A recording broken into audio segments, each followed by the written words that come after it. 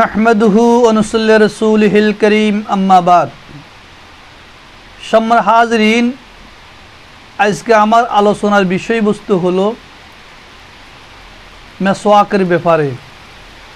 মেসওয়াক করা কি, আমরা মেসওয়াক কীভাবে করতে হবে, মেসওয়াক কেন করতে হয়, দৈনন্দিন পালনীয় কতগুলো আমল, আমাদের দৈনন্দিন পালনীয় কতগুলো আমল, যে আমল দ্বারা আমাদের অনেক উপকার, তার মধ্যে একটি মেসওয়াক করা। মুখে দুর্গন্ধ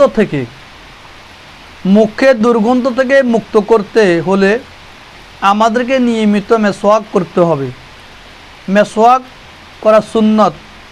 রাসূল করিম সাল্লাল্লাহু আলাইহি ওয়াসাল্লাম নিয়মিত মেসওয়াক করতেন এবং তার উম্মতদেরকে এই ব্যাপারে উৎসাহিত করেছেন যে রাসূল তো নিজে মেসওয়াক করতেন এবং রাসূলের সাহাবীদেরকে এবং উম্মতদেরকে মেসওয়াক করার জন্য উৎসাহিত করেছেন। মেসওয়াকের অনেক বিশাল ফজিলত রয়েছে। মেসওয়াক করার মধ্যে কত বড় উপকারিতা, কত উপকার রয়েছে এবং মেসওয়াকের মধ্যে মেসওয়াক করা কত বড় ফজিলতের কাজ, সেই ব্যাপারে রাসূল করিম সাল্লাল্লাহু আলাইহি ওয়াসাল্লাম বলেছেন। নবী করিম সাল্লাল্লাহু আলাইহি ওয়াসাল্লাম বিনা মেসওয়াকে নামাজ অপেক্ষা মেসওয়াক করে নামাজ পড়লে 70 গুণ বেশি সওয়াব পাওয়া যাবে। বাইহাকি। রাসূল করিম সাল্লাল্লাহু আলাইহি ওয়াসাল্লাম বলেছেন, যারা মেসওয়াক ছাড়া নামাজ পড়ে, মেসওয়াক ছাড়া নামাজ পড়লে এক রাকাতের সওয়াব, আর মেসওয়াক করে নামাজ পড়লে এক রাকাতের 70 রাকাত নামাজের সওয়াব আল্লাহ পাক তার আমলনামা দান করবে। আল্লাহু আকবার। মেসওয়াক কত গুরুত্ব! মেসওয়াক করলে 70 গুণ বেশি সওয়াব আল্লাহ পাক দান করবেন। তাহলে মেসওয়াকের ফজিলত অনেক বেশি।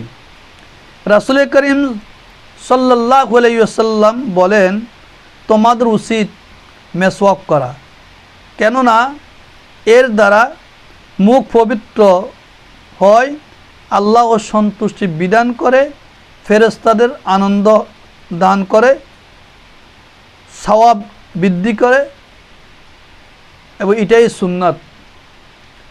উপরোক্ত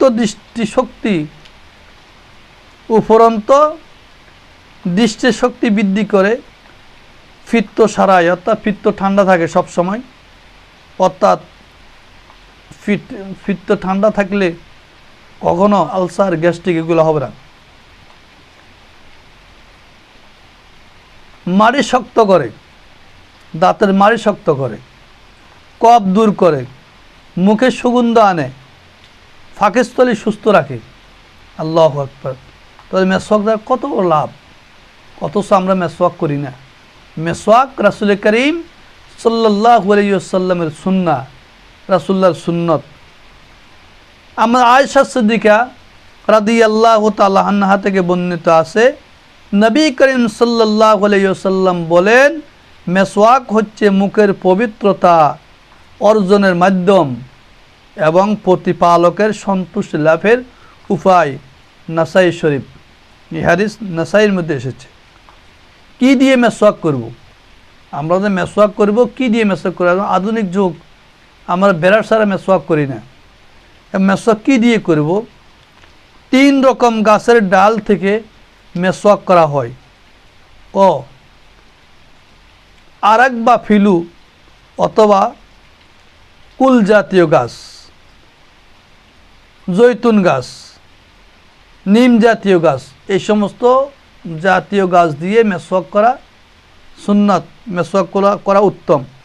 রাসূল করিম সাল্লাল্লাহু আলাইহি ওয়াসাল্লাম বলেন, উত্তম মেসওয়াক দাঁতন হলো